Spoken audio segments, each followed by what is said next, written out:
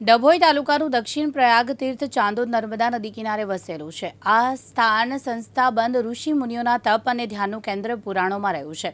ગંગા સ્નાનથી જો આપ પાપ મોક્ષ પ્રદાન થાય તો નર્મદાજીના દર્શન માત્રથી પાપ મોક્ષ પ્રદાન થતું હોવાના ઋષિ મુનિઓએ માનવું રહ્યું છે. તેવામાં દક્ષિણ પ્રયાગ તીર્થ ચાંદોદ પાસેથી પસાર થતી માં નર્મદા હાલ નર્મદા જિલ્લામાં ઉત્તર વયની પરિક્રમા મહિમા છે. તેવામાં દક્ષિણ પ્રયાગ તીર્થ ચાંદોદના ચક્રતીર્થ ઘાટ પાસે ઠાકોર તપસ્યા કરતા દુર્ગાગીરી ગુરુ વિશ્વમભરી કે જેઓ 45 દિવસના અનુષ્ઠાન તપ સાધના કરી રહ્યા છે.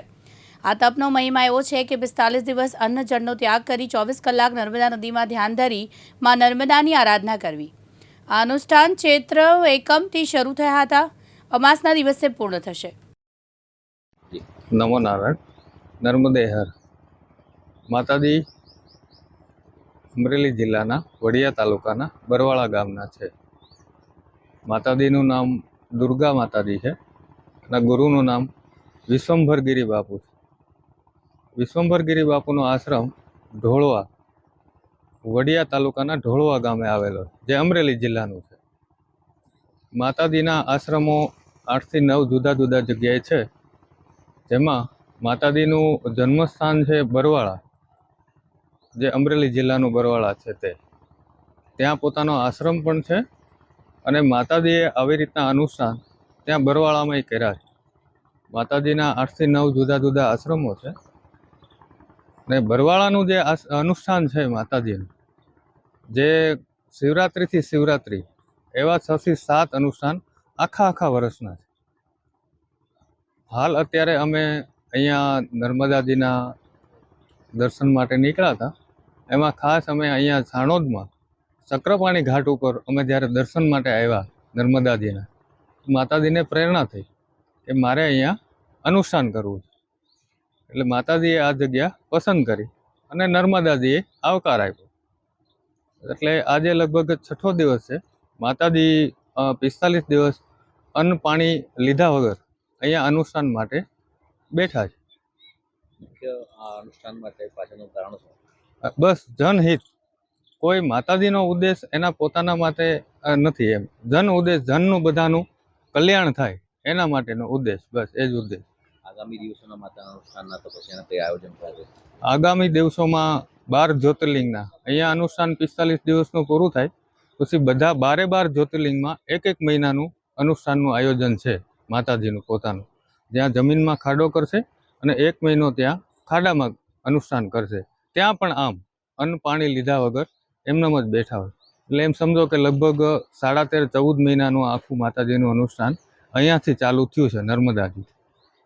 નવરાત્રિ ચાલી રહી છે, માતાજીનું અનુષ્ઠાન ચાલી રહ્યું છે. જી. શ્રદ્ધાળુને શું કહેશો માતાજીના દર્શન માટે?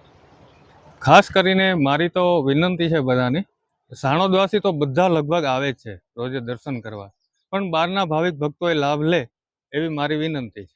જાણીતી અને પ્રસિદ્ધ ઉક્તિ છે કે રેવા તટે તપમ કુર્યાત મરણમ જાહ્નવી તટે.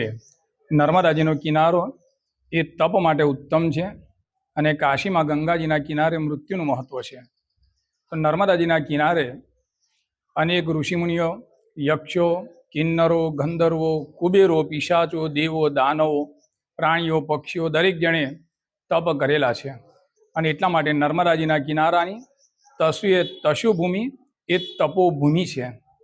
આવી જ વાતોથી આકર્ષે અને અત્યારે અમરેલી જિલ્લાના વતની દુર્ગા મૈયાજી નર્મદાજીના કિનારે તપ અનુષ્ઠાન માટે પધાર્યા છે.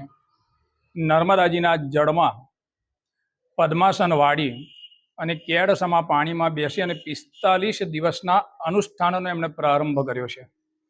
ભૂતકાળમાં પણ એમના વિશે એવું કહેવાય છે કે એમણે ઘણા બધા અનુષ્ઠાનો કર્યા છે.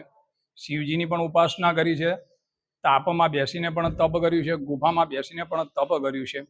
આ વખતે આવું 45 દિવસનું અનશન વ્રત એ નર્મદાજીના કિનારે પ્રસિદ્ધ ચક્રતીર્થના ઘાટે બેસી અને કરી રહ્યા છે. એમના દર્શન કર્યા, ધન્યતા અનુભવીએ છીએ અને ખાસ કરીને નર્મદાજીને એવી પ્રાર્થના કરીએ છીએ કે એમણે આરંભ કરેલો આ અનુષ્ઠાન નિર્વિઘ્નતાથી પરિપૂર્ણ થાય, અનુષ્ઠાનમાં એમને સફળતા પ્રાપ્ત થાય અને એમનો જે હેતુ છે અનુષ્ઠાન માટેનો કે જનનું કલ્યાણ થાય અને વિશ્વનું પણ કલ્યાણ થાય, આવો પવિત્ર હેતુ એમનો જે છે એ પણ સિદ્ધ થાય એવી માં નર્મદાજીના ચરણોમાં પ્રાર્થના કરું છું. અસ્તુ નર્મદે હર.